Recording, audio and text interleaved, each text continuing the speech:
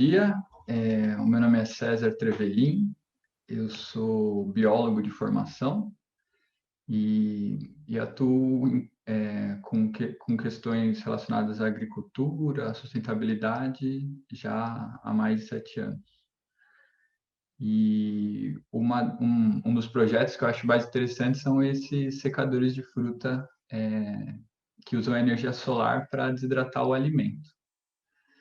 Mas antes de a gente começar a falar sobre isso, eu queria conhecer um pouquinho sobre vocês, para entender um pouco o contexto que vocês estão e qual o interesse de estar aqui hoje para a gente ter essa conversa sobre secador de frutas. Se vocês produzem alguma coisa, se vocês estão mais pela curiosidade, ou se já desidrataram ou têm intenção de secar alguma fruta futuramente ou em breve. Então, se vocês puderem falar um pouquinho, então, o nome eu já consigo ver aqui, mas de onde vocês são e esse interesse, por que a gente está aqui hoje, porque vocês estão aqui hoje comigo. A veneranda pode começar? Tem que abrir o microfone, não estou escutando. Ok, bom dia. Bom dia. Bem, eu nunca desidratei nesse caso, né? Eu sou veneranda, sou de Jaboatão dos Guararapes. Na verdade, sou de Recife, mas estou morando recentemente em Jaboatão, da região metropolitana de Recife, né? E aí, como eu já, em outro momento, no projeto me apresentei, eu sou educadora popular, sou cristã e faço parte do movimento de economia solidária. E aí isso tem tudo a ver, o cristianismo, essa questão, né? Eu tenho um amigo, que é o Cabotan, ele tem um grupo, o Nasce, e é de agricultura familiar, e ele já produz, né? Ele tem uma agricultura orgânica e desidrata. E aí a gente troca muita informação, a gente foi lá no sítio, viu, é super interessante. Conheci também o Serta, e nessa linha do projeto Semear, aí fiquei bem interessada, né? Sou Bacana. curiosa e também de aprender.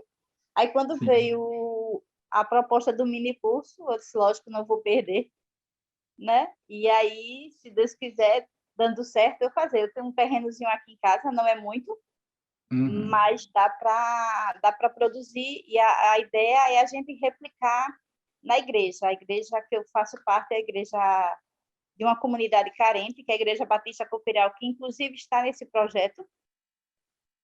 E aí a proposta é essa: aprender para mim, obviamente, né? Sou artesã e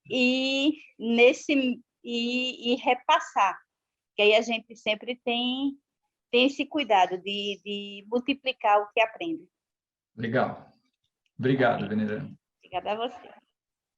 Isaac, você pode falar um pouquinho?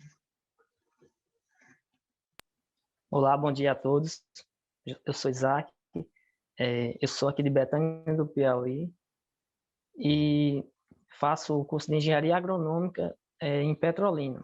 Estou no 7º período, então essa parte de agricultura eu estou diretamente ligado. Sou de uma família de pequeno agricultor rural aqui do sertão e, assim, sabemos que tem muitas dificuldades por aqui por questões climáticas, né? E a escola Beta, apesar que eu não fui visitar ainda, mas pretendo ir logo, logo, por questões da pandemia, isso me limita um pouco, mas eu acho muito interessante o trabalho deles, tem tudo a ver com a minha área, e eu gosto da parte da agronomia relacionada à extensão rural e essa parte solidária também. Obrigado, Isaac. Nilo, você pode falar um pouquinho com a gente?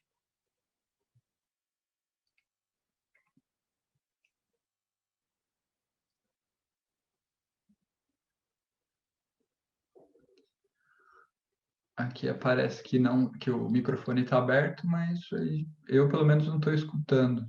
Será que...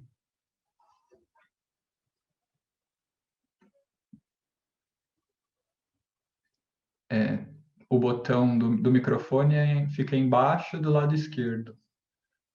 Mas ele não está no mudo, talvez tenha que autorizar o computador a utilizar o microfone para o programa do Zoom. Mas enquanto isso, a Eliana podia compartilhar com a gente. Bom dia a todos, é um prazer estar participando. Eu sou aqui de Cotia, da Grande São Paulo, e estou como curiosa mesmo, não trabalho com isso, mas a gente tem uma horta orgânica bem bacana no fundo do quintal, e eu ganhei um secador de frutas e queria dominar mais, né, o uso dele. A gente não tem aproveitado. Agora, por exemplo, a gente fez uma colheita de açafrão muito grande, que a gente não dá conta de consumir, a gente vai presentear, mas eu sei que a gente pode deixar ele em pó, né? Então, eu queria, por exemplo, saber se com o secador a gente consegue fazer isso e ter o açafrão aí para o ano todo. Então, é isso. Bacana. É um prazer estar aqui. Fala que você vai trocar de perfil para assistir na TV, tá? Eu tô trocando, Sérgio, de perfil, eu vou assistir na TV para o meu marido poder acompanhar, tá bom? Tá ótimo. Tá bom. Obrigado, viu? Um prazer estar aqui. Nilo, agora eu estou te vendo. Será que agora o microfone está fechado?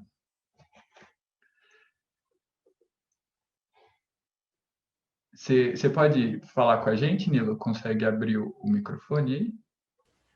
Para o senhor abrir o microfone, Nilo, o senhor tem que clicar lá embaixo, no canto esquerdo.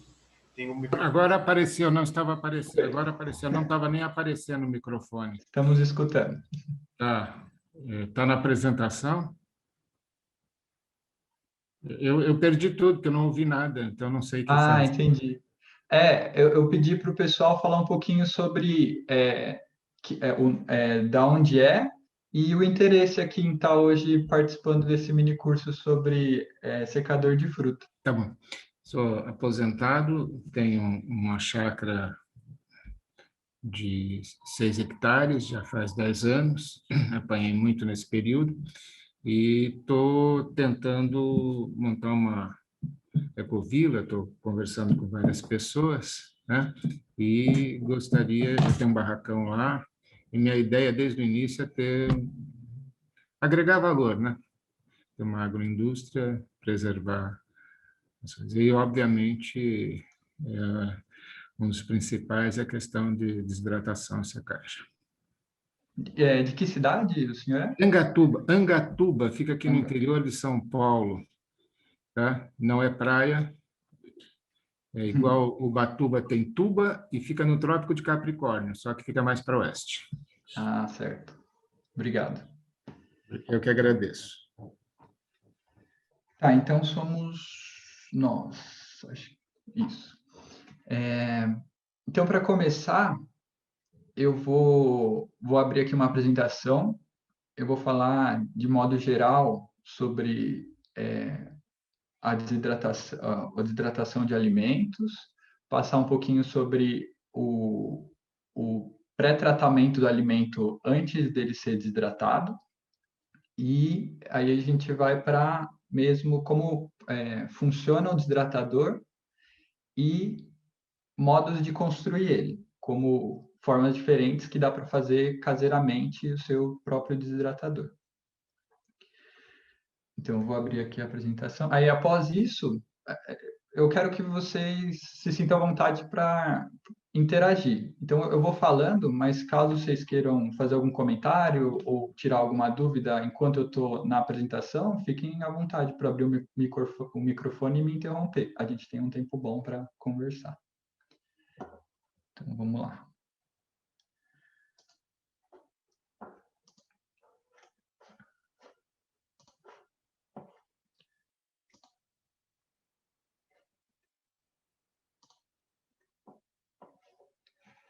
Só para confirmar, apareceu para vocês aí uma tela de apresentação? Sim. Beleza. Sim. Obrigado. Ok, está aparecendo, César. Então, hoje a gente vai falar então sobre esse secador de frutas e essa modalidade caseira. Então, aqui tem meu contato para depois vocês precisarem de alguma coisa. Esse e-mail, cesartrevelinho@yahoo.com.br. Então, eu estou aqui a convite do Projeto Semear, mas também faço parte de outros 2 coletivos, que é o Hortemos e o Grupo Curare de Permacultura. Todos trabalhando nessa linha de sustentabilidade, produção de alimentos e melhoria de vida, de modo geral, da população. Então, a gente começou fazendo essas perguntas e agora vamos para a questão para que desidratar o alimento, né? Secar, desidratar. Então, isso está relacionado ao aumento do tempo de armazenamento, conservação desse alimento. Os alimentos in natura, que acabou de colher,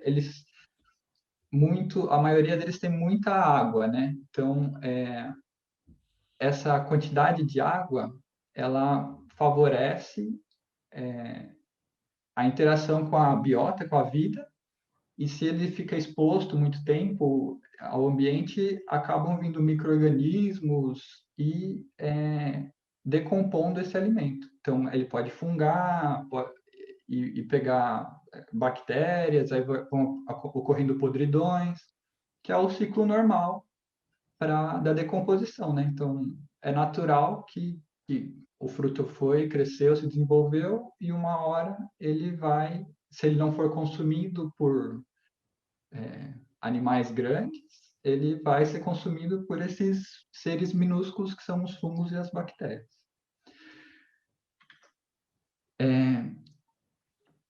Atualmente, a questão da produção de alimentos ela passa por uma grande perda relacionada com esse problema do transporte e do armazenamento e mesmo do escoamento da produção no sentido de vender. Então, tem essa estimativa que se perde de 30% a 40% da produção nessas etapas, de perder no transporte, nas rodovias e na questão de armazenar e não conseguir vender, ou por não ter o público naquela hora, né? Porque o alimento tem um prazo, né? Para a gente conseguir comercializar antes dele estragar, ou porque naquele momento a economia não estava favorável para a venda. Tipo, tinha muito tomate, o preço caiu muito e não estava mais compensando nem colher, nem transportar ele. Então, por isso que tem essa elevada porcentagem de perda de produção, então, relacionado a isso. E aí esse processo de desidratação vem como um auxílio para a gente, que aí a gente consegue aumentar essa vida útil do produto sem comprometer a qualidade dele e até agregando muitas vezes valor a ele. Então o tomate que não vai durar muito tempo e precisa ser comercializado, se a gente desidratar ele e conservar de maneira correta, a gente estende muito esse tempo, dando condições do mercado estar mais favorável para a venda e de fazer um transporte mais com calma, mais organizado. Então, essa é a grande vantagem desse processo de desidratação, que é muito antigo, que é praticado há centenas de anos, né? Então, ele basicamente está envolvido nisso, né? E retirar o máximo de água possível do alimento. Tendo muito pouca água, esses microseres, os fungos e as bactérias, têm mais dificuldade de interagir com esse produto e poder consumir ele, então fungar, apodrecer. Então, essa técnica, então, basicamente é retirar o máximo de água do produto para ele durar mais. Então, esse é o sentido de secar, desidratar. Mas para a gente fazer isso, a gente precisa ter alguns cuidados iniciais antes de colocar ele propriamente no nosso desidratador. Então, a gente precisa preparar esse produto, esse fruto, para ele ser desidratado e ter as melhores condições para ele ser conservado por mais tempo. Então, isso envolve a gente tirar o máximo de micro-organismos da superfície do produto que estão em contato com ele, para ele não ter nenhum tipo de contaminação já prévia antes da secagem. Então, a gente garante que ele vai estar com o máximo limpo possível, para depois de secar, eu conseguir armazenar ele sem ter, diminuindo o risco de ter alguma contaminação e ele perecer mais rápido. Então, nesse sentido, ele tem essas etapas prévias de manipulação e preparo do alimento que são importantes de ser seguidas se a gente quer que ele dure bastante, muitos meses desidratado. Então, como eu vou passar aqui um passo a passo, que ele foi preconizado pelo Banco de Alimentos em parceria com a Embrapa Agroindústria de Alimentos. Foi uma matéria que saiu em 2006. E é bem completo e é um protocolo que é seguido não só pelo caseiro, para grandes volumes em agroindústrias mesmo. Então, ele está relacionado com essas etapas.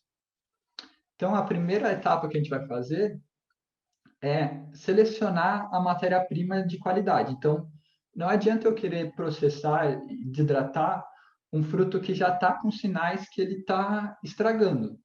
Então, isso, se depois eu junto eles com outros que estariam bons, que teriam qualidade, ele acaba contaminando os outros e fazendo tudo estragar.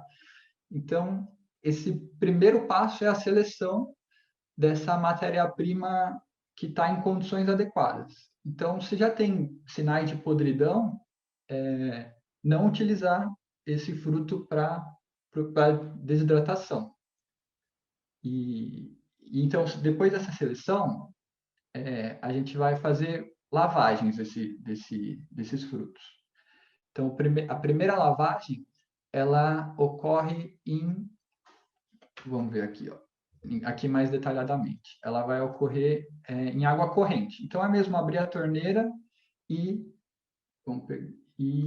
lavar toda a superfície do alimento para tirar o máximo de micro-organismos que tiver aqui na superfície. Então, é só com água mesmo, corrente, para ir banhando o alimento e ele vai sendo lavado. O segundo passo já é em imersão. Então, essa parte da imersão, ela é feita depois que a gente já fez a primeira, já começou a trabalhar com alimento. Então, a gente primeiro fez a lavagem em água corrente com ele sem cortar nem nada, e essa segunda lavagem já é com ele depois de cortado. Então, ele vai ser cortado e vai tirar, por exemplo, se for uma manga, vai tirar a semente aqui interna, vai tirar a casca, vai cortar nas fatias que a gente quer, do tamanho que a gente quer trabalhar, e aí essa manga que já foi cortada, ela vai ser, então, imersa em uma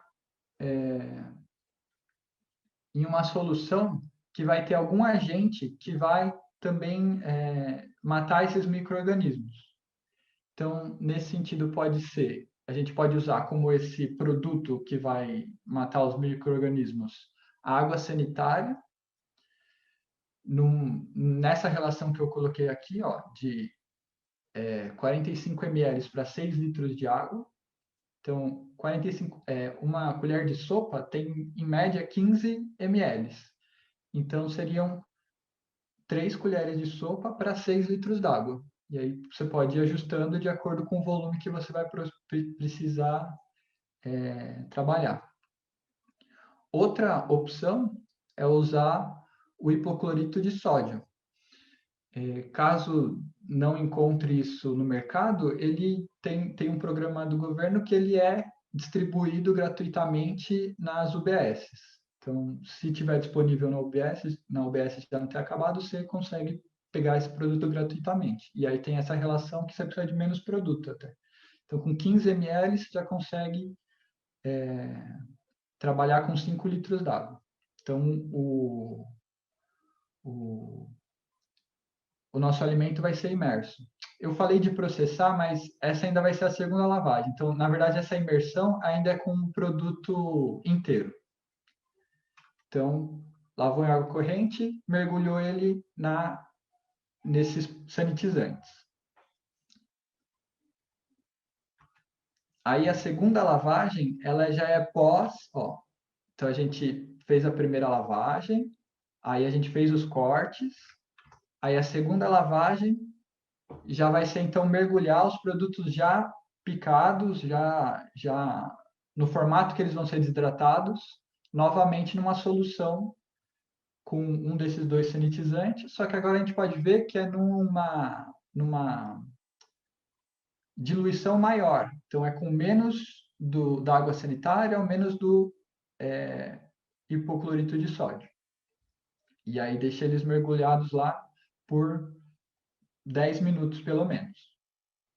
Acabando esse tempo de deixar ele imerso, aí a gente já pode depois encaminhar esses alimentos para o desidratador. Isso a gente vai falar um pouquinho mais para frente sobre grossura de corte e de como dispor ele no desidratador. Mas primeiro vamos pensar então no que a gente pode desidratar. Aqui eu estou trazendo alguns exemplos, mas tem muito mais coisas. Então a gente vai procurar frutas maduras, sadias, sem podridões. De preferência, quanto mais madura, é melhor, porque o fruto mais maduro, normalmente ele tem uma concentração de açúcar maior. E o açúcar é um outro composto, uma outra substância que ajuda a conservar o alimento. Então, quando ele tem um teor de açúcar grande, além de ser mais saboroso, assim, de ele ser mais doce, uma concentração grande de açúcar também dificulta a ação desses micro-organismos que apodrecem o alimento. Então, quanto mais maduro, depois, eu tirando a água, o teor de açúcar vai ficar super alto, e aí é um outro agente que vai ajudar ele a ser conservado por mais tempo. Além do gosto, eu gosto de coisa doce, então é mais palatável para a grande maioria da população. Bananas, de modo geral, podem ser desidratadas, mas se dá preferência para a banana nanica, porque ela tem esse teor de açúcar já bem acentuado, ela é uma variedade de banana bem doce. Então, o estado que a gente desidrata é quando ela já está com bastantes pintas pretas na casca, que ela já está bem madura. Mas ainda abrindo, ela não vai ter sinais de podridão. Ela só está bem madura. Então, seria esse o estado da banana para a gente processar ela e desidratar.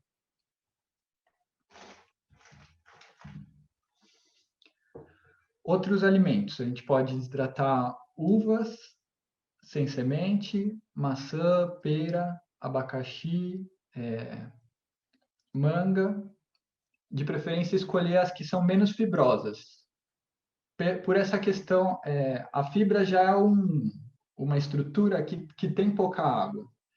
Então, se eu desidrato, ela não vai diferir tanto e ela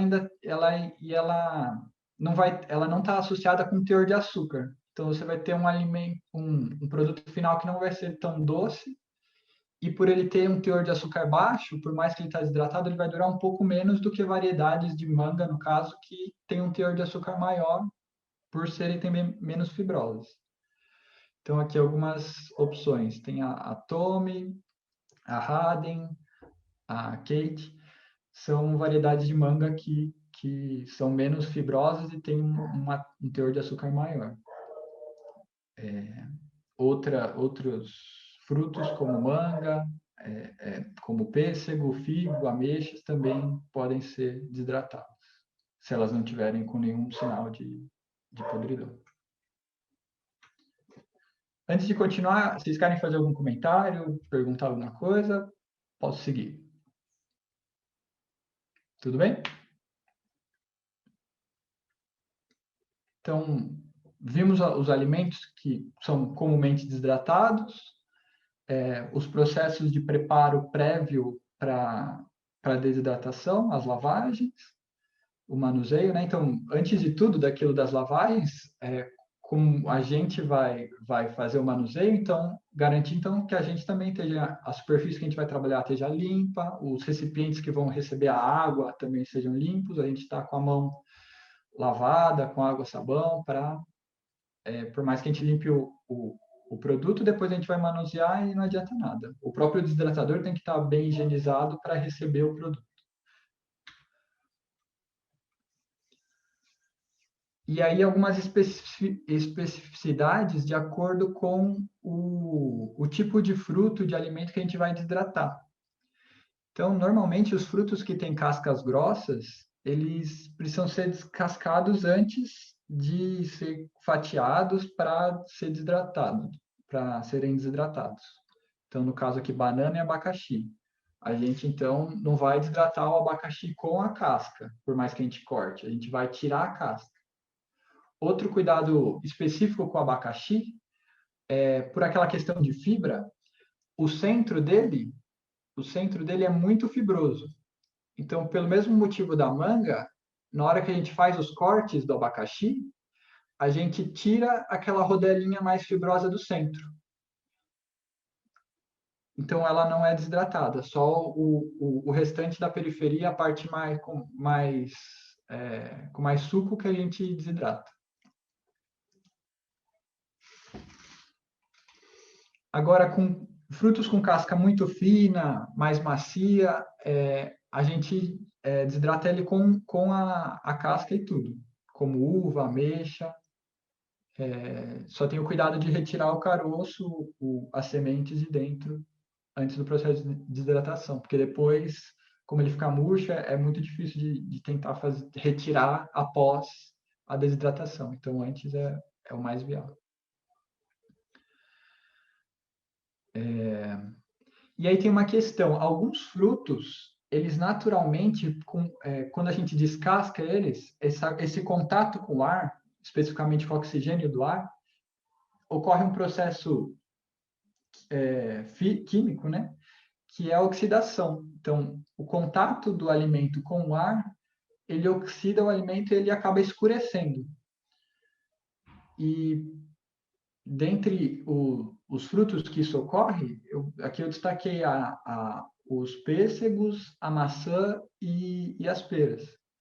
Então, para a gente evitar que esse escurecimento ocorra, é preciso fazer usar algum agente que vai servir como um antioxidante, então que não vai deixar que ele escureça. Num caso caseiro, a gente pode usar limão, o suco do limão. Então, usar um limão, espremer um limão em um litro d'água, e aí fazer os cortes, no caso da maçã, do pêssego, da pera, dentro dessa água. Isso já vai ajudar a diminuir essa ação do ar sobre o alimento, então ele vai escurecer menos. Comercialmente, é utilizado um produto, que é esse metasulfito de sódio, que também tem essa ação antioxidante, só que aí já é um produto químico, não é tão natural, mas comercialmente é o que é utilizado. Então, esse processamento, ele ajuda, no caso aqui, ó, a maçã, ela continuar, depois de desidratada, com esse aspecto clarinho. A diferença que ia ter se eu não aplicasse, no caso ali, o suco de limão diluído, é que ela ia ter um aspecto mais escuro. Não ia intervir em qualidade. Só comercialmente, pelo menos, esse aspecto clarinho ele é mais aceito para ser comercializado. Então, por isso que se tem esse cuidado com o antioxidante para ele não escurecer. Aí uma coisa, um dos alimentos mais comuns de se desidratar, que são mais fáceis, são as bananas, né? E aí, também por uma questão comercial, depois de descascar o fruto, então a gente tem a banana, depois que a gente fez as lavagens, fez a primeira lavagem e está descascando a banana para desidratar ela, essa primeira camada mais fina aqui, que tem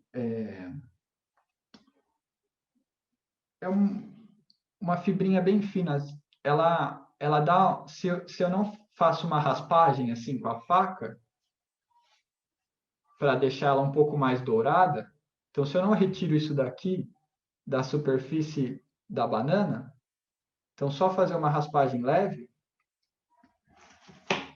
eu vou ter uma banana passa que vai ter que vai continuar com esse aspecto clarinho, mesmo depois de desidratada. Normalmente elas são comercializadas com aspecto mais assim, ó, escuro. Se eu retiro aquela membrana, ela vai ficar escura assim.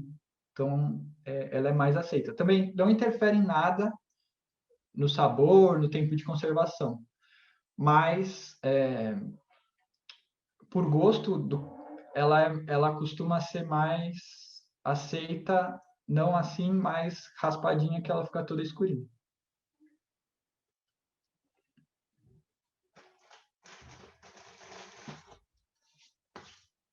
Certo.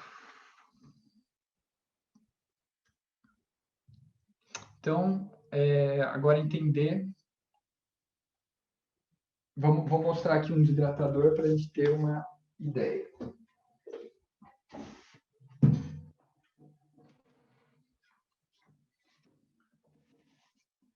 Então, aqui a gente tem um desidratador.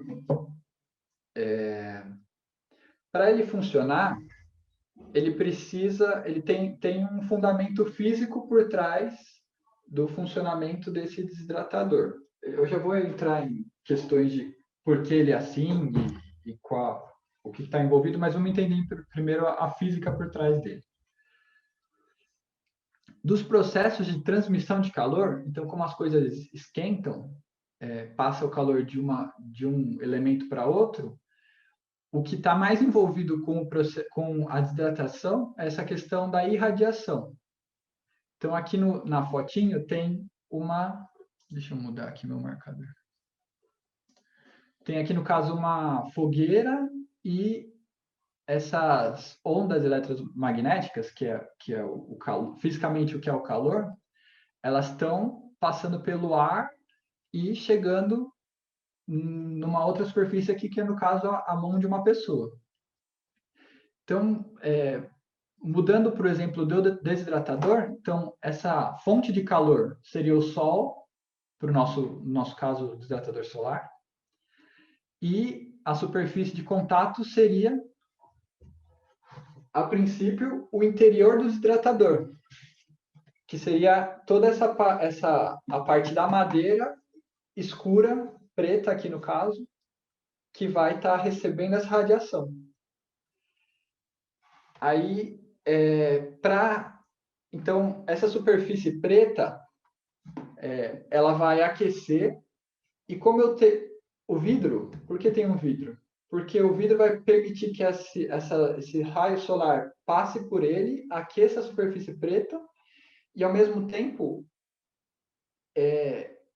essa madeira, ela vai soltar esse calor internamente. Então, todo o ar dentro do recipiente, ele vai ser aquecido.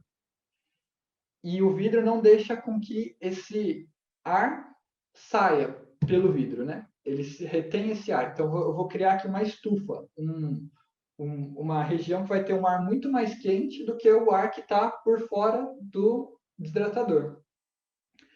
E esse processo de aquecimento do ar é o que vai fazer com que a umidade do nosso alimento saia do alimento. Então, por isso que é importante eu ter um formato, uma conformação que permita que o meu desidratador consiga pegar o máximo de radiação solar e esquente o máximo de ar que eu conseguir aqui dentro. Então, esse é o processo físico por trás do aquecimento do desidratador. Então, é a irradiação. Existem outros processos de transmissão de calor, como a condução, nesse caso aqui uma barra de ferro, que ela passa pelo material ou ele vai transmitir o calor? Que não é o caso específico. E a convecção, que seria no caso, uma panela no fogo, que então eu vou aquecer o líquido, nesse sentido de que ele vai aquecer o líquido por um todo para então fazer a mudança de temperatura. Mas o nosso específico é a irradiação aqui, que a gente vai, que está mais envolvido com o processo de desidratação. Daí, por que essa cor preta no interior do desidratador?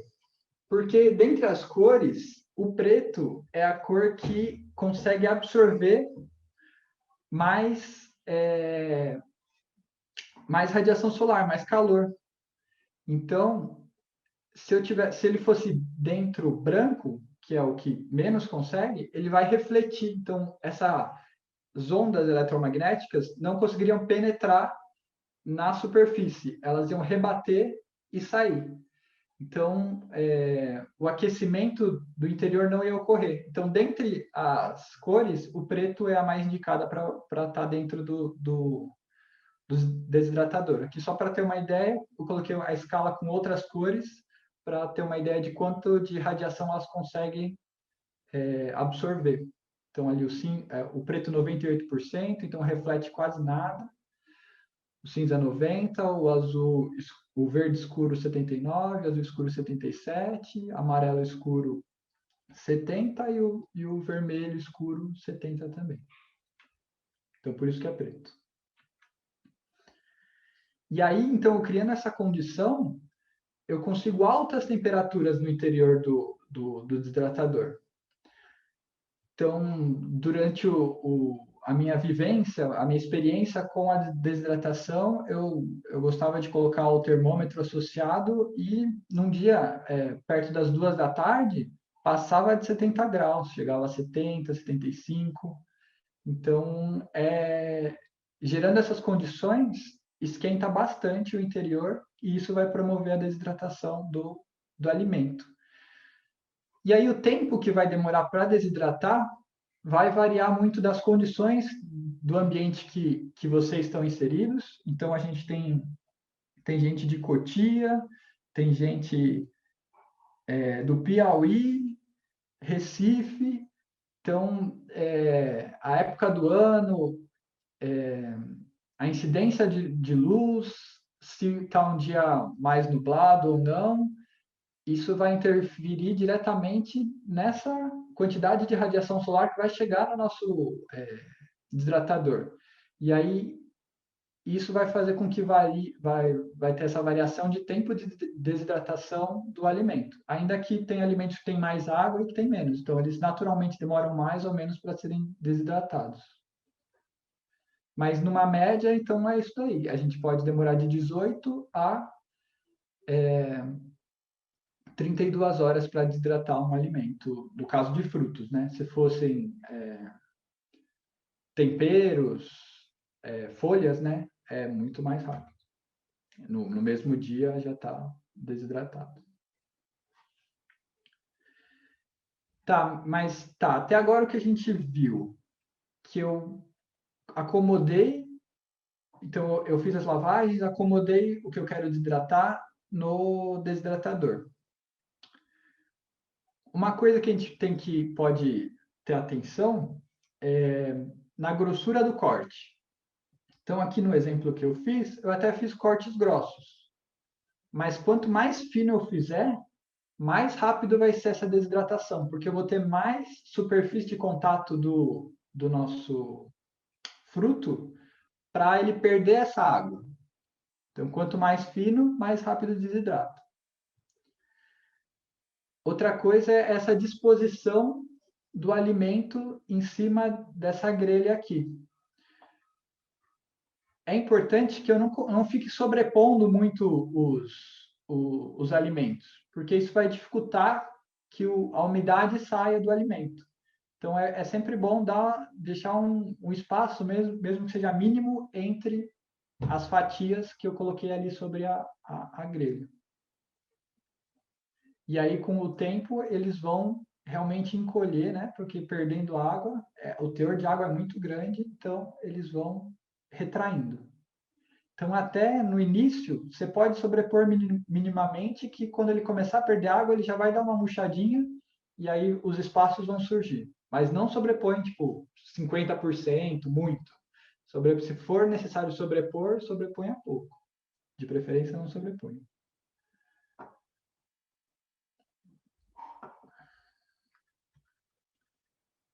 E aí, aqui no meu caso, depois de 3 dias, esse foi o resultado. Então, eu consegui desidratar os alimentos. Para complementar o funcionamento do desidratador. Então, até agora eu falei que ele é preto. Outra questão, é importante ele ser feito de um material que não tem aquela questão de condução do calor, como a barra de ferro, o metal, que ele conduz facilmente. Então, se eu tivesse uma caixa aqui toda de metal, o calor que a superfície preta absorveu, ele ia liberar tanto para a parte interna da caixa, que é o que a gente quer, para o ar dentro esquentar, quanto para a parte externa. Então, eu ia perder calor para o lado de fora, que eu não tenho interesse. Eu quero concentrar o calor dentro. Então, usar materiais como madeira é interessante porque ela é um isolante térmico. Então, ela não conduz bem o calor. Então, pouco do calor que foi absorvido internamente vai sair pelas paredes do desidratador. Esse é outro motivo que pode ser bom pintar a parte externa de preto. Mas se você tem um material isolante, não vai fazer tanta diferença, porque o que esquentar por fora, pouco vai ser conduzido pela matéria, pela madeira, para dentro. Então, o importante mesmo é todo o interior dele estar pintado, estar revestido por algo preto, algo de cor bem escura. Tá, mas então, até agora o que aconteceu? O ar internamente aqui ficou quente, e por estar muito quente, o ar quente naturalmente sobe, né?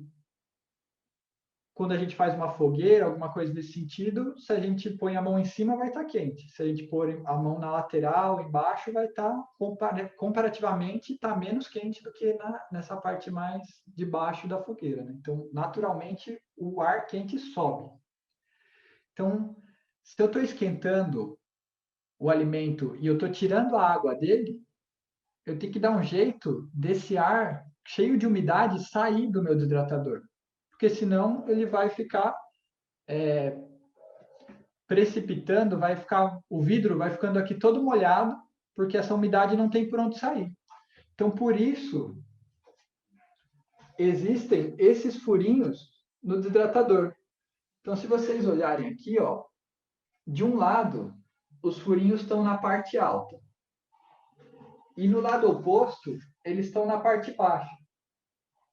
E se a gente conseguisse ver internamente aqui num corte, essa grelha metálica, ela está numa altura que seria correspondente aqui a meia altura. Então, ela está acima do furo em relação a esse lado e abaixo do furo em relação a esse outro lado. O que significa? Como o ar quente sobe, o ar quente sempre cheio de umidade, ele vai sair por esse lado, o lado alto do desidratador.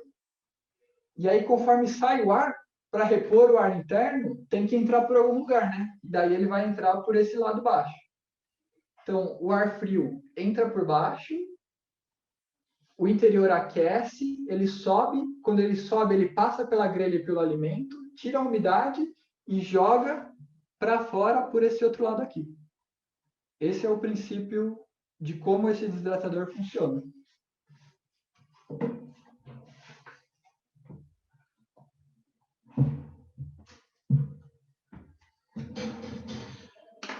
Então, se eu estou falando de umidade do ar, então eu estou tirando umidade do ar, é importante, antes disso daqui, antes de eu colocar o produto sobre o desidratador, é importante eu olhar a previsão do tempo. Porque o processo de hidratação só vai ocorrer se tiver muita radiação solar, ele vai ocorrer rápido, né? Então, quanto mais rápido, melhor, porque eu tenho menos chance de algum micro-organismo conseguir entrar em contato aqui com o meu alimento que ainda não está desidratado e contamine ele e estrague ele. Então, quanto mais rápido o processo de desidratação, melhor. Então, eu vou procurar dias, olhando a previsão do tempo, que tem um tempo que não vai estar nublado e nem tem chuva por perto. Pelo menos, eu tenho que ter uma previsão de tempo que tenha 3 dias de sol, para eu garantir que eu vou conseguir desidratar as coisas. Outra coisa é que a umidade do ar não pode estar muito alta. Se eu tiver mais de 80% de umidade do ar, o ar que vai estar entrando ali pelos furinhos de baixo já vai estar muito úmido. Então, ele vai prejudicar essa desidratação, essa saída de umidade do alimento, porque para a umidade sair do alimento, o ar tem que estar mais seco, aí esquenta, e aí a umidade sai para tornar o ar mais úmido. Então, se eu já estou com um ar com 90% de umidade, eu vou conseguir tirar muito pouca água, porque essa diferença de umidade do ar que está entrando para o ar que está saindo vai ser mínima. Então, quanto o tempo mais seco, mais favorável para desidratar o alimento. No caso, imagino que aí em Betânia do Piauí tem condições muito favoráveis para a gente desidratar por grande parte do ano os alimentos. Muito sol, pouca umidade. Tô certo, Isaac? Está assim, aqui é excelente para essa técnica, né? Bacana. Então, alguns pontos do alimento desidratado. Então, quando ele está com esses 100 pontos de umidade, ele já está bem mais sequinho. Se o corte for muito fino, ele pode chegar até ficar crocante. Então, se você tem um corte mais intermediário, ele vai ficar... que, por exemplo, o abacaxi que eu tinha comentado. Então, foi retirado o centro, ele não está rígido, mas ele está claramente bem desidratado. Então, tem uma redução do tamanho inicial da minha fatia para cerca de 1/3 do volume inicial que ela tinha. Então, ela reduz bem. E a maioria, um tempo médio de validade que vai ter esse alimento desidratado são 4 meses. Normalmente, no mínimo, são 2 meses. E aí o armazenamento também é importante. Nada, se eu desidrato e depois ponho ele num lugar muito úmido, com sujo, então aí ele vai ser contaminado e vai acabar estragando. Então é bom ele ser armazenado, de preferência em pote de vidro ou num saquinho bem fechado, limpo, para ele durar bastante. Longe de insetos, roedores. Outro ponto, eu falei dos micro-organismos, né, que vão estragar o alimento. Mas nesse processo que usa o sol, eu estou expondo ele ao ambiente, né? Então, nunca põe a caixa, o desidratador, muito perto do solo, porque aí poeira, sujeira pode entrar quando o ar está entrando. Então, deixe no lugar pelo menos a 1 metro de altura, sobre um banco, alguma coisa desse tipo. Ou faça uma estrutura para acomodar ele. E se vocês notaram, o vidro fecha bem ele, veda ele, e as entradas e saídas de ar tem uma telinha para impedir a entrada de insetos, para então esses animais maiores não se aproveitarem e tentarem comer esse alimento, porque conforme ele vai desidratando, ele vai soltando cheiro, chega a atrair mosca. Então é importante ter um produto que esteja bem fechado para só o ar entrar e sair. E não deixar com que nenhum bichinho entre, porque aí eles podem, tipo mosca, pode colocar ovinhos no nosso alimento, a mosca de fruta principalmente, tem uns besourinhos bem pequenininhos, então é muito importante que ele seja telado para impedir que isso ocorra.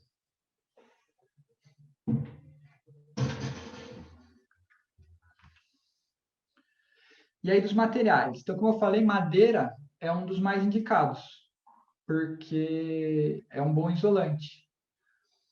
Materiais plásticos tem que se tomar um cuidado, porque muitos materiais derivados do petróleo, então plástico, isopor, eles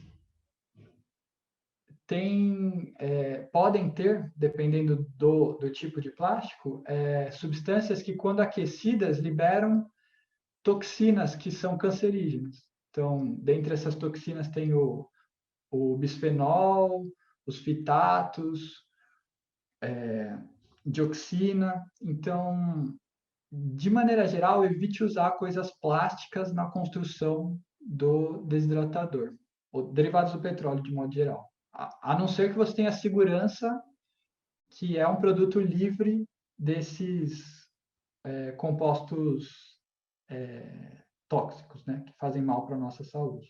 Porque a gente está lidando com alimento, né? Então, vamos tomar o máximo de cuidado para não contaminar o alimento com outras coisas que não vão apodrecer ele, mas podem prejudicar a nossa saúde.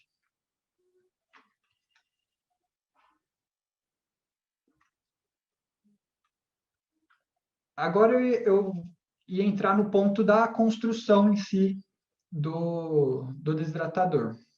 Mas antes disso, eu queria abrir para a gente conversar, só para ver, só para eu sentir aqui como é que está para vocês. Até agora, vocês conseguiram imaginar alguma potencialidade aí para a região de vocês? Se ficou alguma dúvida, só se todo mundo puder dar um ok ou fazer algum comentário, me ajudaria a saber para onde conduzir agora.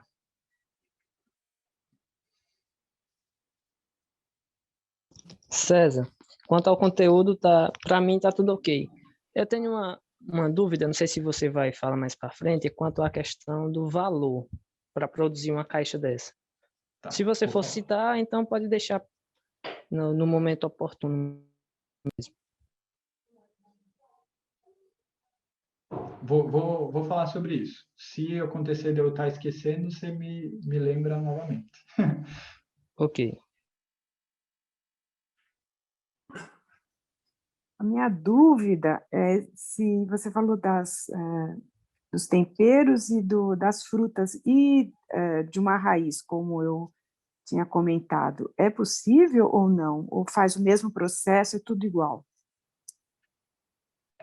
A ideia é a mesma, só que no caso específico de raiz, aí depende um pouco. Tem vezes que é melhor já dar uma ralada nela, e aqui no caso, por exemplo, desse modelo que tem a grelha muito aberta, né? Então tem que colocar tipo uma telinha ou um tecido muito fino, tipo um voal, para conseguir colocar ele sobre a superfície da grelha, ali senão ele vai cair, né? Mas eu já vi dos dois jeitos. Tem gente que desidrata pedaços maiores e depois desidratado rala. Tem gente que já dá uma pré-ralada antes de colocar, mas dá certo também. Os dois jeitos funcionam. Ok, obrigada.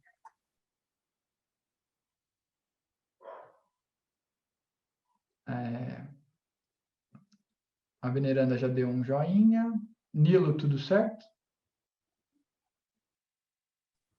Perfeito, já botei no chat que está super tranquilo. Tá bom.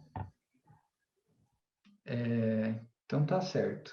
Então aí quanto a formas de se fazer, né? Esse especificamente que eu mostrei aqui, ele tem essas dimensões, né? Essa altura, então ali 15 centímetros de altura, é interessante eu não fazer com alturas muito maiores que essa. Efetivamente, são 12 centímetros aqui até o vidro, né? 15 seria eu contando até essa parte mais alta. Porque, como normalmente não se trabalha com fatias muito grossas, não tem por que eu ficar fazendo essa altura muito grande. porque isso só vai representar mais ar para ser aquecido dentro para o processo de desidratação ocorrer. Então, entre 12, 15, no máximo 18 centímetros é o recomendável para ele ser mais eficiente. Então, eu preciso aquecer menos ar interno, porque eu tenho uma altura menor e o processo ocorre. Então, essa dimensão é importante. Quanto à largura e à profundidade, aí pode ser bem variável, de acordo com o material que vocês tiverem disponível, se forem usar alguma coisa reaproveitada, ou a necessidade, né? O quanto eu preciso desidratar por vez. Às vezes é melhor fazer vários, às vezes compensa fazer um bem maior. Mas lembrando que quanto maior, tem que levar em conta o transporte e o peso que isso vai representar. Quanto ao uso de madeira, aqui no caso esse é feito de MDF. É interessante que ela tenha pelo menos 1,5 centímetro de espessura, porque ele já vai ser já vai ter um bom isolamento, nesse sentido de não deixar o calor sair pela parede do produto.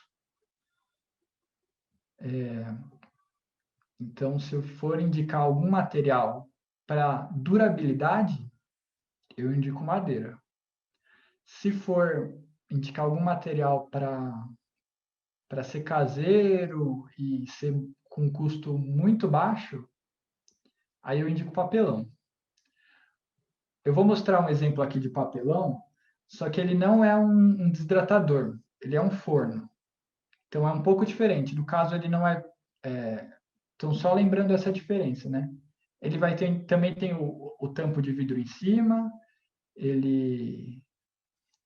aí, no caso de um forno, ele é diferente. Ele é pintado de preto por fora, porque, no caso, é o máximo de aquecimento. Internamente, ele é todo aluminizado, porque você põe uma panela preta dentro, e aí a luz que entrou, a ideia é que ela reflita na parede e jogue o calor para a panela em si esquentar.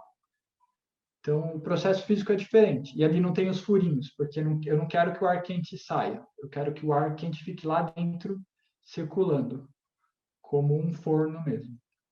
Então, mas a construção, quanto a técnica para isolar com o papelão, é a mesma. Então, eu vou pegar aqui para vocês verem. Então, aqui, no caso, esse forno. Então, esse não é um desidratador. Mas, se for fazer de papelão, o princípio seria similar. Então, aqui o tampo, então, foi aberta uma janela na caixa de papelão e foi colado um vidro internamente. A gente usou, nesse sentido de não usar derivado de petróleo, por questão de poder ter algum contaminante depois por aquecimento, a gente usou aqui cola de PVA, que é o composto que é usado em cola escolar, que é atóxica. Então, ela não libera toxina. Então, foi assim que o vidro foi colado. Então, achando uma caixa de papelão que tenha uma tampa boa, assim, que dê para cortar, ela seja um pouco grossinha, o papelão seja um pouco grossinho, dá para usar para fazer a tampa. E aí o desafio é encontrar, na verdade, 2 caixas de papelão. Uma que vai ser essa que vai ter a tampa que é externa, e uma outra que eu consiga colocar dentro. Então, tá vendo que a parede é grossa? É porque tem uma caixa externa e uma caixa interna. E o que aconteceu é que a caixa interna ela foi dobrada e rebatida aqui por cima e colada. Então, aqui ela está colada. Então, virou por dentro e colou por fora. Por quê? Porque o papelão é muito fino. Então, eu quero que ele seja isolante. Então, eu preciso que ele seja grosso. Deixa eu ver um lugar que dá para abrir aqui. Aqui está mais fácil. Ó. Então, se a gente abrir aqui, ó, dá para ver que é uma caixa de papelão. Aí, o meio aqui, que seria o espaço entre as 2 caixas, ele foi cheio de pedacinhos de papelão. Ó. Tem uns papelão picado. e aí ele foi então fixada essa caixa por fora para fechar. Então, por essa grossura e por ter ar e papelão dentro, essa condução de calor, ela também é bem prejudicada. E esse material você pega como descarte de supermercado. Então, o custo desse material aqui é quase zero. E aí, no caso aqui, como é um forno, então é pintado por fora. Se eu for pintar por dentro de preto, então tem que ter esse cuidado quanto a que tinta eu vou usar, que é a mesma questão. As tintas têm aquele cheiro, normalmente eles têm produtos que ficam volatilizando e poderiam contaminar o alimento. Então, uma alternativa é usar pó de carvão com essas tintas escolares atóxicas, de PVA. Então, você dilui um pouquinho de água, põe a tinta, dilui a cola com um pouquinho de água e moe, ou você compra já o carvão moído, ou você vai pilando o carvão para ele ficar em pedacinhos, um pozinho bem fino. E aí, misturando com essa cola, com um pouquinho de água, aí você pode pintar, que é o que foi feito aqui. No caso, a gente usou o carvão mesmo. É um pouco difícil mostrar na câmera, mas pode ver que ela é texturada. Então, é por isso, porque os grãos não ficaram totalmente homogêneos, não formou um pó perfeito. Mas essa caixa aqui tem 4 anos, então dura se você cuidar bem. O problema do papelão é isso, ele vai estragar com muita umidade. Então, já com desidratador, tem que ter esse cuidado de, se for chover, ter que recolher ele. Mas, se ele molhar um pouco, o desidratador em si não vai estragar. O papelão vai estragar se pegar água, né? Então, nesse ponto, é a desvantagem de usar papelão. Mas a vantagem é isso, não tem basicamente nenhum custo relacionado ao material. Se tiver, é um custo muito baixo.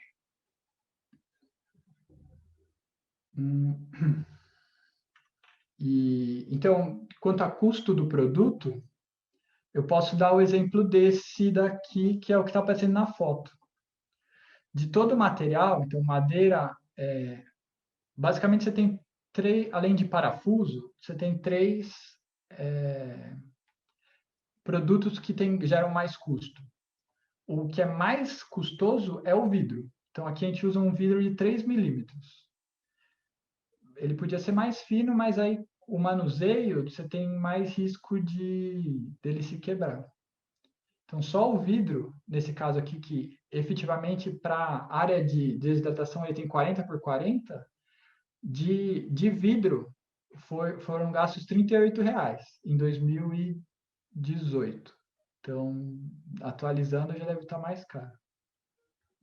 De madeira, então, esse MDF, já pedindo numa marcenaria para cortar, para entregar ali cortado, foi gasto mais R$42 na época. E essa tela interna, então deixa eu abrir aqui o meu.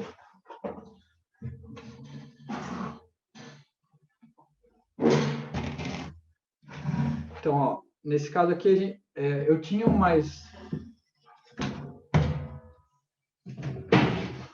meu primeiro foi esse aqui. Ele foi feito... Minha irmã tem uma marcenaria, então a gente fez com retalho de MDF que ela tinha lá. Então, por isso que ele é branco. Mas, apesar de ser branco, só de eu colocar uma cartolina preta no fundo, ele já funcionava muito bem. O problema é que, de tempos em tempos, você tem que tocar essa cartolina preta que está no interior. Ele já esquenta muito bem. Aí, esse primeiro, eu notei alguns problemas. Eu não fiz uma trava aqui para o tampo. Então, de vez em quando, o tampo abria, se ele ficasse inclinado. Então, nesse mais recente, a gente já colocou uma travinha aqui para o vidro não correr. Essa borboletinha, então aí vira ela e consegue puxar o vidro. Então, esse vidro tem 3 milímetros. Então, no uso, a gente puxa o vidro e o que a gente higieniza com mais frequência é essa tela aqui, que é uma tela de inox.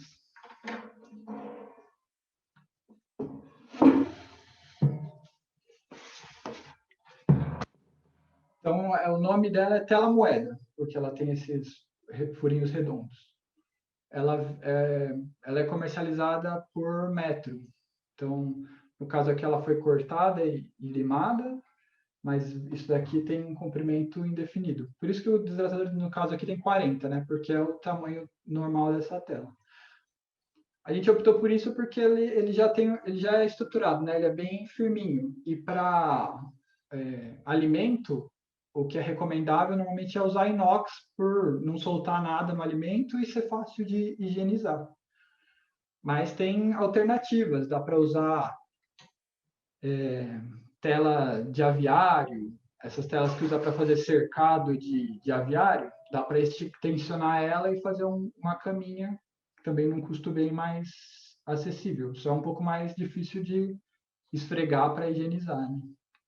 Então, se possível, o inox é o mais adequado. Uma tela dessa daqui custa uns 15, 12 reais.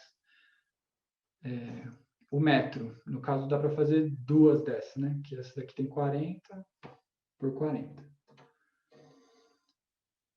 Bom, deixa eu pôr no chão aqui para me atrapalhar.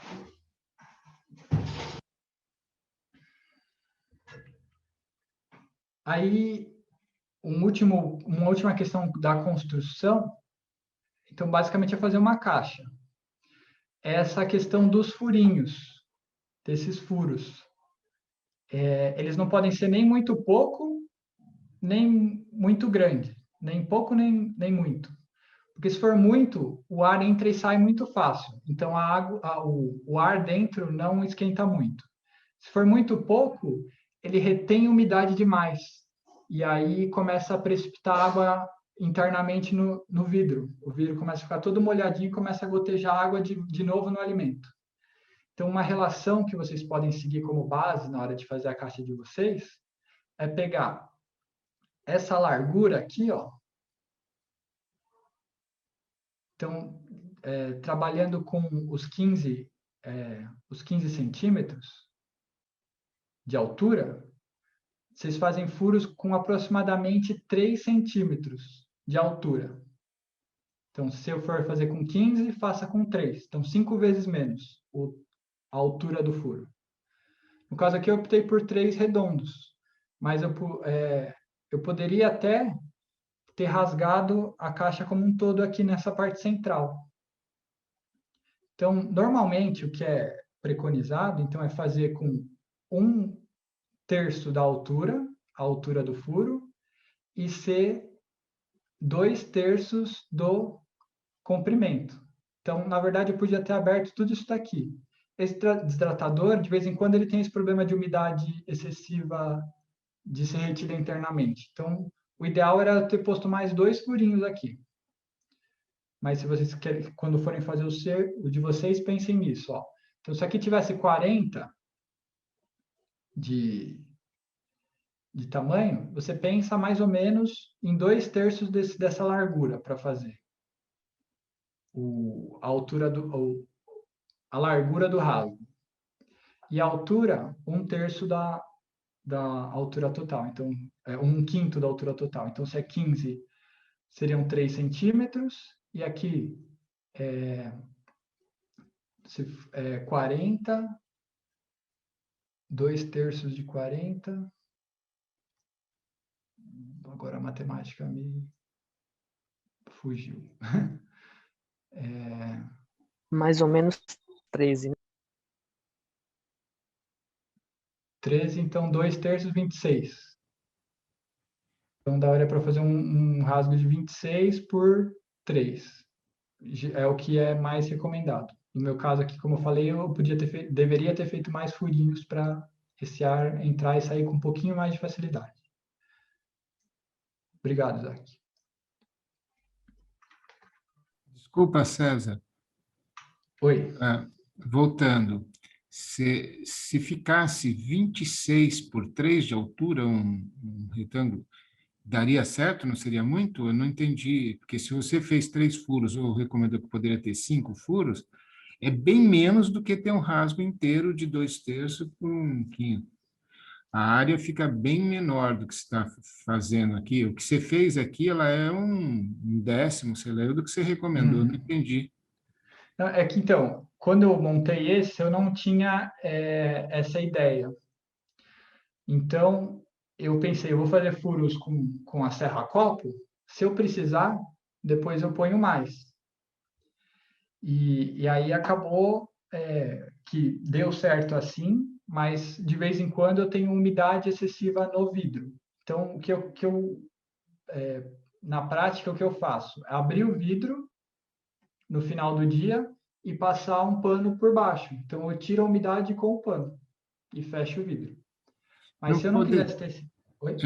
não poderia fazer alguma coisa que fechasse, se for excessivo, já que pode variar muito, tal. Se a gente pudesse fazer uma espécie de uma janelinha, alguma coisa que você pudesse. Sim, tem gente que faz janelinha. Então, aí você abre e abre um pouquinho ou fecha um pouquinho de acordo com as suas condições, o que é mais favorável para a sua região ou a quantidade de alimento que você está pondo ali.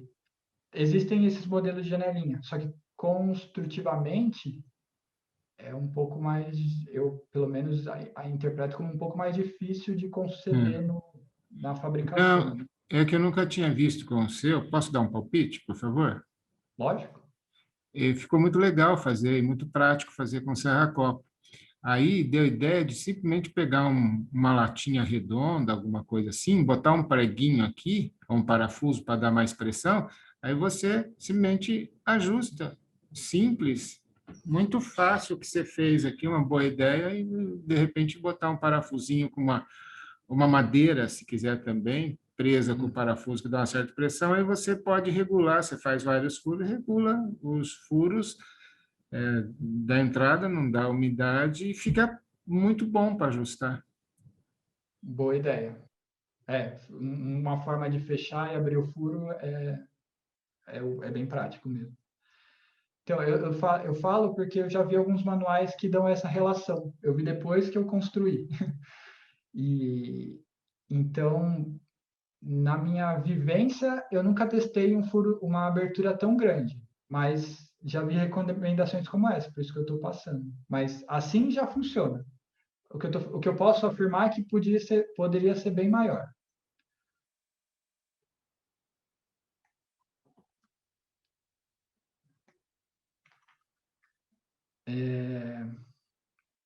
Para ter uma ideia, então, 1, 2, 3, 4, 5, 6, 7, 8, 9, 10, 11, 12, 13, 14, 15, 16, 17. Dá para pôr umas 20 bananas, ou um pouco mais até, nesse tamanho aqui. Dava para ter apertado um pouco mais num processo de secagem. E aí, só para vocês saberem, industrialmente, normalmente isso não é feito de forma solar, né? É feito ou a gás, o aquecimento do ar a gás, por gás, então com uma chama esquentando o ar, ou elétrico com uma resistência. Então, isso vai gerar um custo, né, da compra do gás ou da energia elétrica, mas e por isso é uma desvantagem, mas tem a vantagem de você controlar o processo. Então, você tem autonomia para fazer isso ele ser desidratado à noite, em horários que não tem o sol como nossa fonte de calor. Então, não depende de condições climáticas esses aquecimentos artificiais. E a natural, a grande vantagem é essa, você não tem um custo relacionado, mas tem que ter essa atenção com o clima para pôr na hora certa.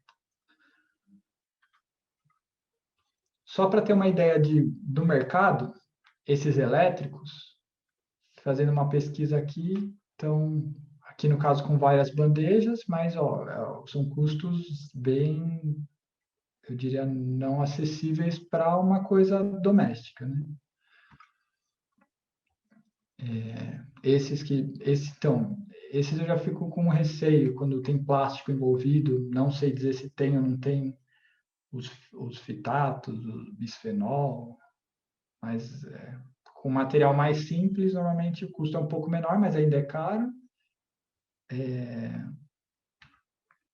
Aqui o mesmo modelo por outro valor.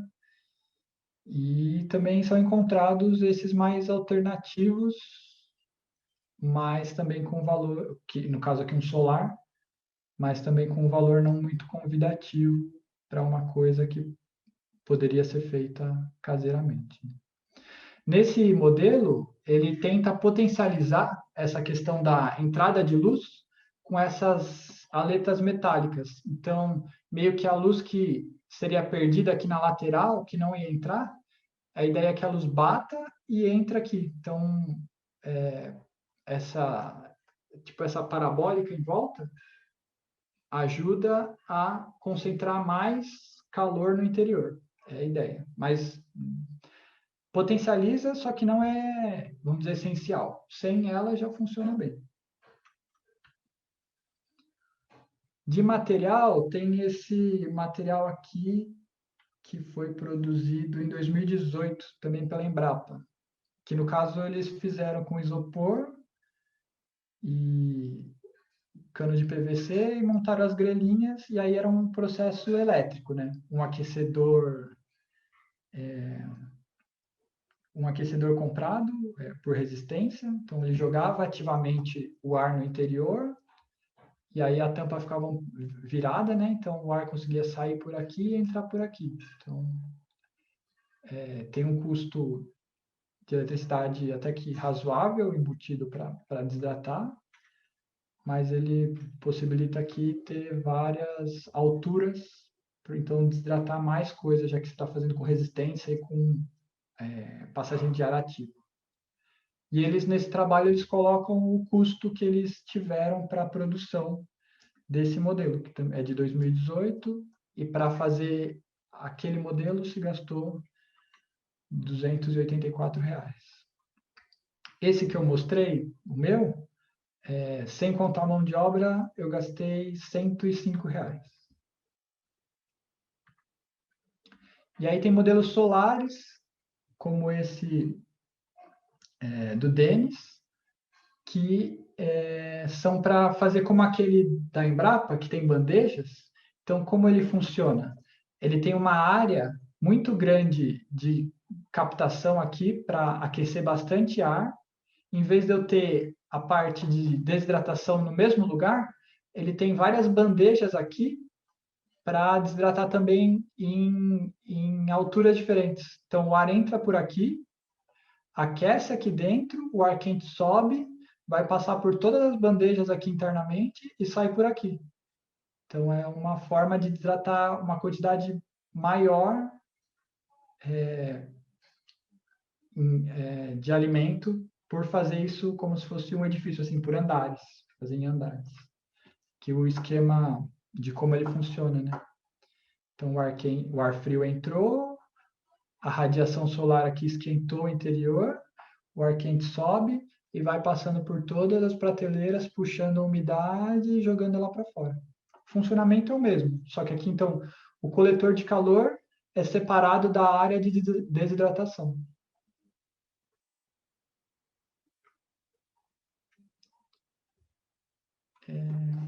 Da apresentação era isso. E agora vamos conversar para pensar ou o que vocês querem desidratar, como a gente pode ajudar, ou de formas que dá para construir de acordo com o que vocês... vamos conversar sobre o que vocês acharem que querem detalhar mais, ou se já está bom, para onde a gente pode ir nesse tempo restante.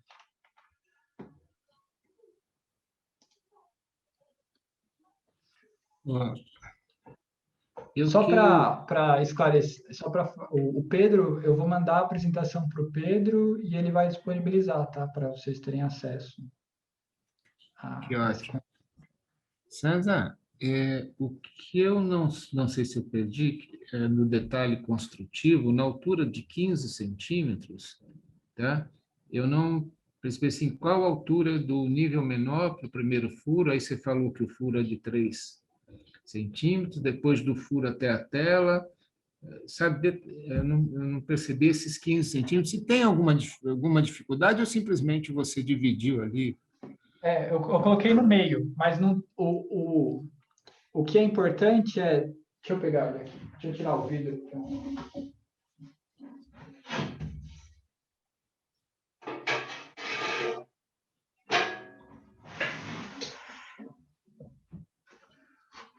Da parte de construção, o importante é, então, ele não ser alto e o lugar onde vai estar a grelha aqui, que vai acomodar o alimento, ser a meia altura. Então, se tem 15 centímetros, põe com 7,5. E aí, onde vai estar o furo de cima e embaixo, é só essa relação que ele tem que estar... O de entrada tem que estar abaixo do nível da grelha e o de saída tem que estar acima do nível da grelha. O fundamento é esse. Tá. Quantas perguntas eu tenho direito? Pode ir perguntando, só se alguém quiser perguntar, vamos intercalando outras pessoas. Sim. Mas outra coisa é que se ele for retangular, se ele não for quadrado, dê preferência para fazer os furos de entrada e saída na área, no lado que é menor. Então, no lado menor. Não no, Tá, isso já responde a outra pergunta que eu falei. Ele poderia ser mais largo, já que a tela tem 40, ele é estruturado 40, você pode ter uma largura que você quiser fazer. Outra coisa é que se tem muito vento na sua região, evita colocar principalmente o furo de saída do ar no sentido que o vento está vindo, porque senão ele vai atrapalhar o processo. Então, ou coloca ele meio na diagonalzinha ou de lado, para ele não, o vento que está vindo do ambiente não fazer uma entrada do ar pelo lado errado. Outra coisa é que, no nosso caso, no hemisfério sul, a área do céu que vem mais luz vai variar de acordo com a latitude. Então, a gente tem Piauí, São Paulo, Recife, né? Ele pode ser colocado para desidratar um pouquinho inclinado para o norte, porque vai ajudar isso a pegar mais sol aqui, mais chapado. Quanto mais luz entrar aqui, vai ser melhor. Então, você não precisa deixar ele na horizontal. Se você inclinar ele um pouquinho para o lado do sol, vai ser melhor. Se você não tem condições de ficar mexendo ele ao longo do dia, tipo, o sol nasceu aqui, aí, no caso, é o contrário. O sol nasceu aqui, aí eu vou virando ele ao longo do dia para ele sempre pegar o arco solar se mexendo. Se você não tem essa disponibilidade de vez em quando ir reajustando, deixa ele virado para o norte e um pouquinho inclinado.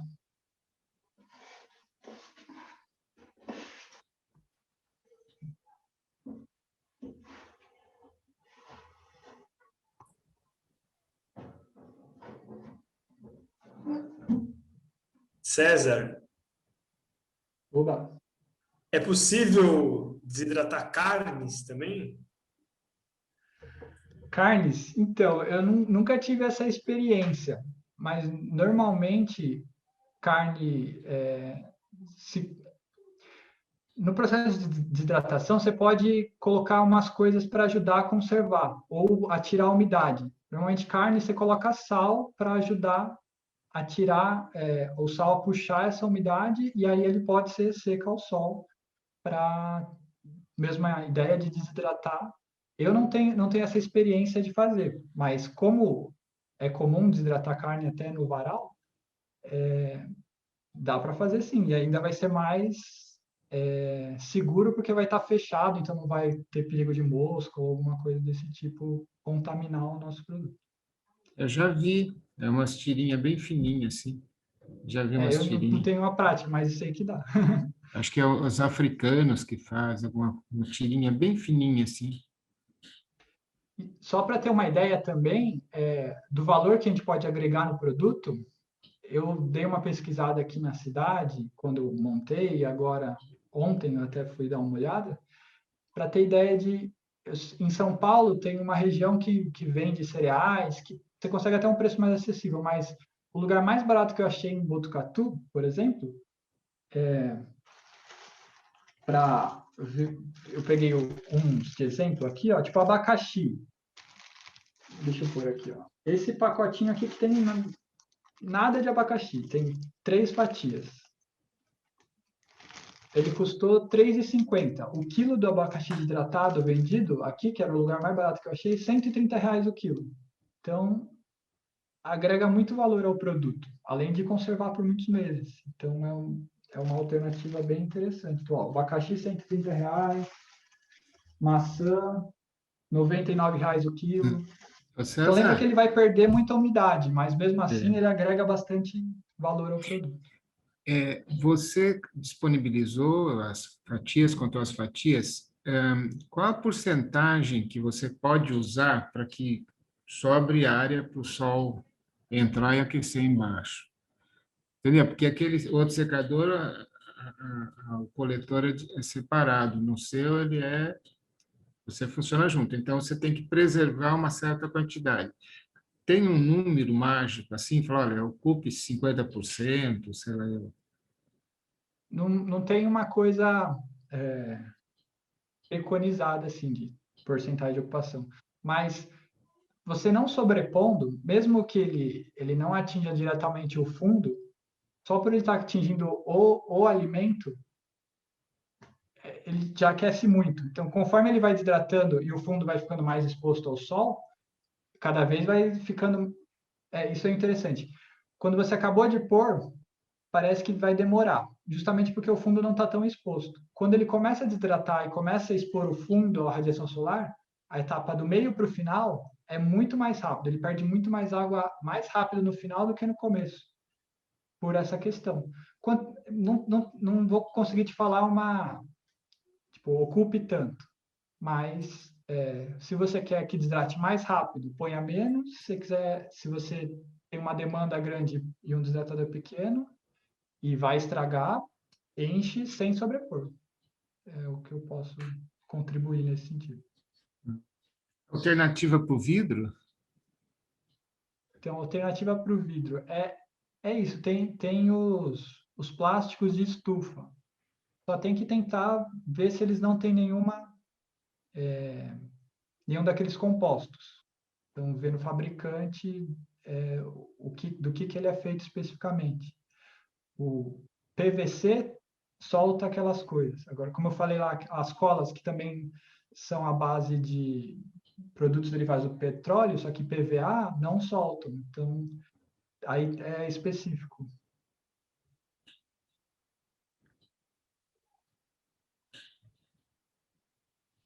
E ninguém vai perguntar, só eu. O isopor pintado. Eu vi o pessoal fazendo pescaria, pega o isopor e pinta com látex, né? Eu não sei se o látex ele é tóxico. E aí ele fica isolado, tanto no sentido que ele isola, quanto fica não... E uma vez eu visitei um curso lá em Capão Bonito, que eles fizeram com isopor, o secador. O isopor ele é um isolante fantástico. O que usa mais é aquelas caixas de isopor de peixaria, que é uma caixa já bem grande.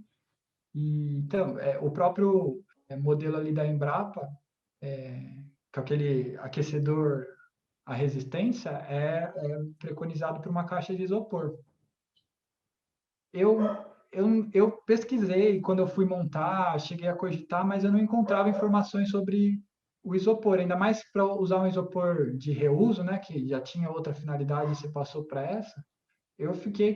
Particularmente, eu fiquei com receio do que esse isopor podia soltar no alimento. Então, eu acabei não usando e eu não recomendo, mas não sei... Fisicamente, ele é ótimo. Eu não sei se ele pode causar algum mal por liberar alguma substância por aquecimento. Então... É o que eu falei, de repente você tem uma pintura que ele fica lá dentro da pintura. Uma alternativa. e aí depois ainda a pintura que você ensinou, né? E sobre esse da Embrapa, eu não sei se eu perdi, você deu a referência desse da Embrapa ou entra lá no site? Tem embaixo na apresentação vai ter o nome do documento. Deixa eu pôr aqui se você quiser já ver. Num dos slides vai ter isso? É esse daqui, ó.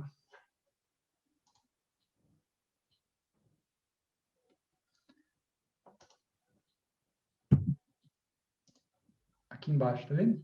Perfeito. É que aparece muito pequeno, mal dá pra... Ah, tá. Ah, no celular. Mas tá na apresentação.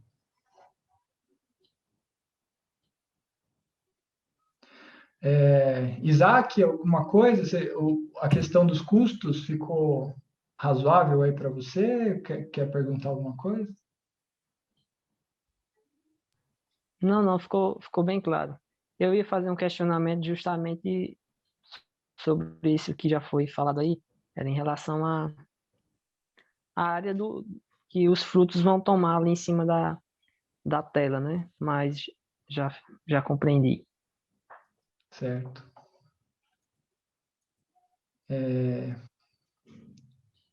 Eliana, tudo bem?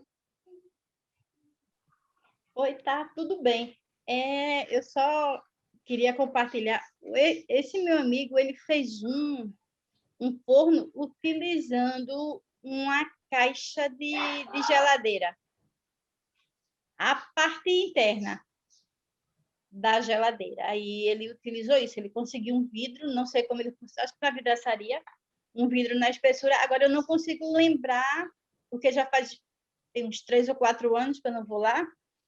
Aí eu não consigo lembrar se tem esses furos na lateral, acho que eu acredito que sim. Mas aí ele utilizou a caixa interna da geladeira. Aí eu fiquei pensando no que você falou com relação ao aquecimento, né? Tanto a parte interna quanto a parte externa. Eu acho que aí deve ser bem maior.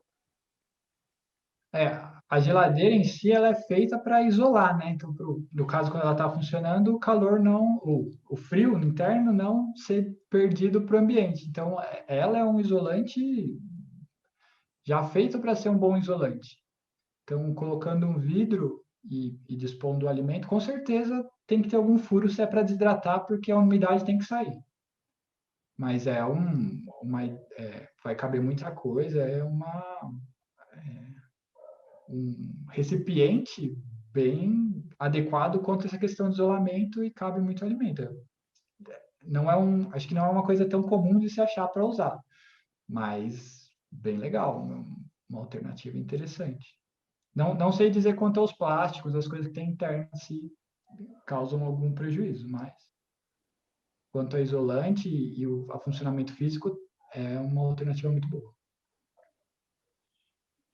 E quanto o valor agregado, ele comercializa, e como eu falei, né, a gente faz parte do movimento de economia solidária, então a gente trabalha com a política do comércio ético e justo, tanto na produção quanto na comercialização.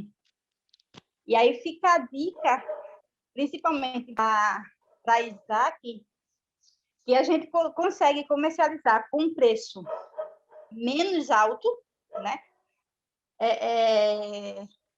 E dá para ter uma margem de lucro, ou como a gente chama de sobra, bem legal, que possa aumentar, né, no volume de vendas.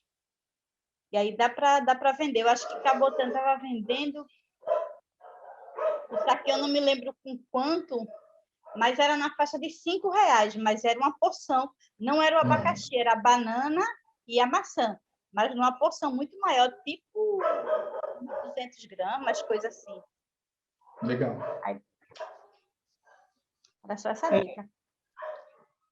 Eu acho o secador de fruta fantástico nesse sentido, porque o agricultor tem todo esse trabalho para produzir e aí perder o alimento por uma questão, sim, né, de não ter para quem vender ou pelo tempo não estar favorável, é muito triste, né?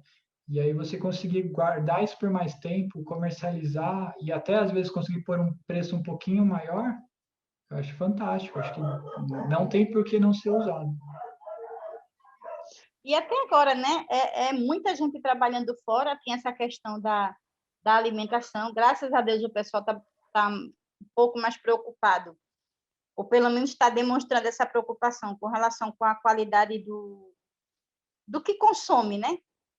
E aí pode-se fazer até para comercializar mesmo, já que, por exemplo, o comércio de rua está muito... eu não tenho saído muito, mas caiu bastante, né? Por conta da pandemia. Mas as feiras, elas continuam ativas. E aí tem as feiras de agricultura familiar, e aí é uma opção muito legal. Sim, e não é um produto que você costuma achar na feira, assim, né? Então vai ser um diferencial, vai ser ótimo. Pessoal, a gente deu o tempo aqui previsto, espero que tenha sido útil, né, para vocês. E vai ser encaminhada, né, a apresentação, lá tem meu contato, qualquer coisa que vocês esquecerem, ou a apresentação depois não ficar clara, se vocês forem consultar, fiquem à vontade lá para escrever para mim. E muito obrigado. Obrigado, viu? Foi muito Foi bom. ótimo. Tá certo. Agradeço. Muito obrigado. Parabéns aí pela iniciativa.